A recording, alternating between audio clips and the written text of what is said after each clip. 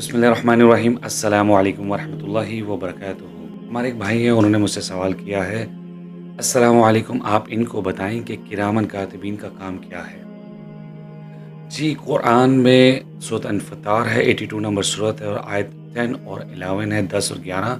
वहाँ से हमें इनका सबूत मिलता है, इन फरिश्तों का।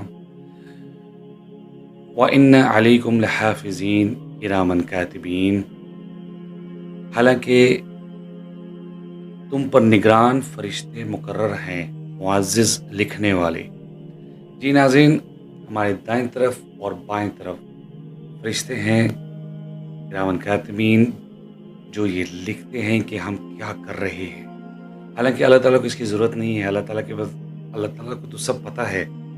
लेकिन क़यामत वाले दिन ये जो रजिस्टर हैं, ये हमारे सामने लाए जाएंगे, हमें दिखाए जाएंगे हम क्या करते रहे हैं। तो जो नेकी का काम करते हैं, अच्छा काम करते हैं, तो हमारे जो दाईं तरफ फरिश्ता है वो लिखते रहते हैं। और जब हम कोई बुरा काम करते हैं, कोई गुनाह का काम करते हैं, तो हमारा बाएं तरफ वाला जो फरिश्ता है वो उससे लिखता रहता है। इसलिए ये मत सोचा करें कि अकेले में हैं, कोई देख नहीं रहा और बुराई करने की कोशिश कर रहे हैं। अपने इस कॉन्सेप्ट को क्लियर कर लें, कोई भी ना हो, अल्लाह तो देख रहा है। और ये फरिश्ते भी ड्यूटी पर लगे हुए हैं, जो कि लिख रहे हैं हमारा हर अच्छा काम और हर बुरा काम।